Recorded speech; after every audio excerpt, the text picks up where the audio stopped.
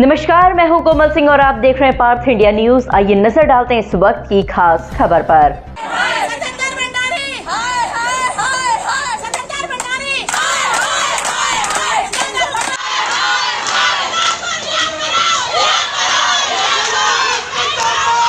हरिद्वार के कनखल थाना क्षेत्र के नूरपुर पंजनहेड़ी गोलीकांड मामले में पुलिस ने बड़ी कार्रवाई करते हुए तीनों मुख्य आरोपियों को गिरफ्तार कर लिया है। गिरफ्तार आरोपियों की पहचान तरुण चौहान, गौरव चौहान और अभिषेक चौहान उर्फ सिमी के रूप में हुई है।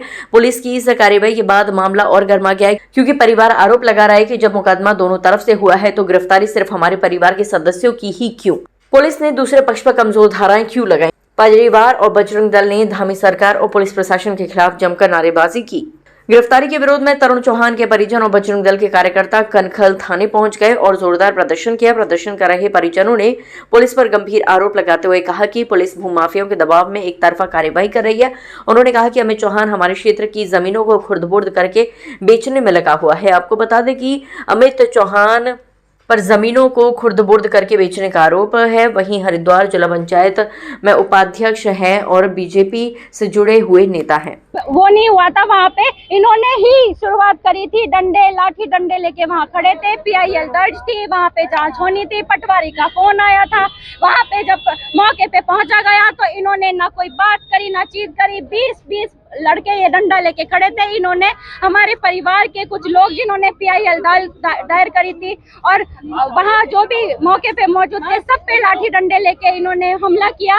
और जब हमला इतना बुरी तरीके से करा कि सिर फोड़ने पे, जान से मारने तक पे उतार हो गए, तो हमारे अतुल चौहान जिन्होंने PIL दायर करी थी और उनके साथी संबंधियों पे इन्होंने बहुत बुरी तरीके से हमला किया। उन्होंने अपने आत्मरक्षा के लिए फायर करी। वो फायर ये जो हमारे पंजनेड़ी गांव की आसपास के गांवों की जितनी भी जमीनें हैं, भूमाफिया अमित चौहान है, वो सारी खुर्द-बुर्द करके बेचने में, पैसे खाने में लगे हैं। और ये पैसा प्रशासन तक, पुलिस ने क्यों पकड़ा जबकि इन्होंने कोई फायरिंग नहीं करी? मौके पे वो लोग भी थे, डंडे वालों को तो किसी ने नहीं पकड़ा और जो आत्मसमर्पण के लिए वहां से गए हैं उन्हें पकड़ लिया है। हम अपने घरों में 1.5 महीने से इन लोगों से परेशान है। ये पुलिस बिकी पड़ी है सारी, हमारे घर आके हमारे बच्चों को मारती है। बच्चे को, हमारे नाबालिग लड़के को पकड़ के लेके गई। इन्होंने इतनी बदतमीजी करी, उसे हथकड़ी लगा के पुलिस थाने में। नाबालिग 17 साल का बच्चा जो स्कूल जाता है उससे इतनी बर्बरता इन्होंने करी है। शासन प्रशासन से आपकी क्या मांग है? शासन प्रशासन तो सोया पड़ा है, सरकार से क्या मांग है? सरकार तब कहाँ जाती है जब ये बात करते हैं। रातों रात 8 बुलडोजर खेतों में चलते हैं, तब ये कहाँ जाते हैं? और अब सरकार सारी इकट्ठी हुई पड़ी है। ये सरकार क्यों नहीं देखती? ये भूमाफिया कहाँ तक पैसा भेजता है जो सरकार को दिखता नहीं। भाजपा सरकार ने अगर ऐसा ही किया तो देखिए, हम में से तो कोई भी उन्हें सपोर्ट नहीं करेगा। हम संगठन के लोग हैं, हम संगठन के लोग हैं, हम उनका साथ कभी नहीं देंगे। हमें इतनी बुरी तरह इन लोगों ने 1.5 महीना हो गया। हमें पता है, मेरे छोटे छोटे बच्चे हैं, मैं अच्छी लग रही हूँ क्या यहाँ बैठी हूँ? मेरा पति वहाँ जा रहा है जिसने कुछ नहीं किया। बाकी सबके छोटे छोटे बच्चे हैं, हम कहाँ जाएं? बताइए, किसने कुछ नहीं करा? SSP सर हो गए, सबको हमने एप्लीकेशन दिए। IO भी कहाँ पड़ा है? IO हमारे घर आके हमसे पैसों की मांग करता है, हम पैसे नहीं दिए, उसने दे दिए। उसके साथ हमारे गाँव में घूमता है वो IO। सबसे पहले हमें वो जांच अधिकारी पे बिल्कुल भरोसा नहीं है। हमें वो IO सत्येंद्र भंडारी जो हमारे गांव में अमित चौहान भूमाफिया के साथ घूमता है, उसको बदलना है। हमारे घर आकर 5 पुलिस वालों के साथ आकर हमारी सारी महिलाओं के साथ बदतमीजी करता है, वो वीडियोग्राफी करता है। हमारी थाने में हम रिपोर्ट लेके आते हैं, वहाँ पे भी वो हमारी वीडियोग्राफी करने को कैमरे को छुपा देते हैं। ये कहाँ जाएंगे? परिवार का आरोप है कि पुलिस ने उनके घर में जबरन घुसकर घर के अंदर की वीडियो बनाती है। उनके नाबालिग बेटे को हथकड़ी लगाकर थाने ले गए, जहां उसके साथ मारपीट भी की गई। परिजनों ने जांच अधिकारी पर भी सवाल उठाते हुए कहा कि जांच निष्पक्ष नहीं है और अधिकारी भूमाफियों के इशारे पर काम कर रहा है। नाम डाल रहे हैं, जो अपने घर उनके भी नाम डाल रहे हैं, कोई जाँच नहीं कर रहा।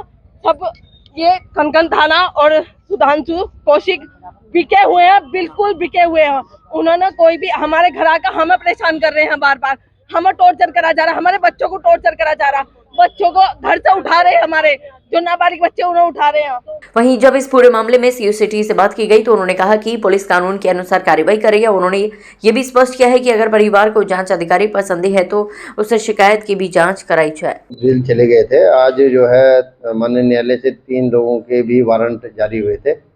उनको आज गिरफ्तार किया गया है और उनको माननीय न्यायालय में पेश किया जा रहा है।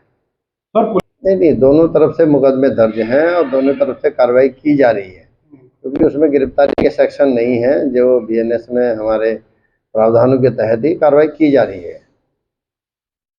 हाँ, ये 7 साल से आज कितने आरोपी सर गिरफ्तार? 3 आरोपी आज गिरफ्तार। कौन से? नहीं, आयोग पे आरोप लगा रहे होंगे, लेकिन ऐसा नहीं है, अब उसमें दिखवा लेंगे। अगर कोई इस तरह की अनियमितता होगी तो उसकी जांच कराई जाएगी। बल्कि ऐसा तो संज्ञान में नहीं आया है कि गिरफ्तारी हो रही है तो आरोप लगाया जा रहा होगा, क्योंकि ऐसा नहीं है।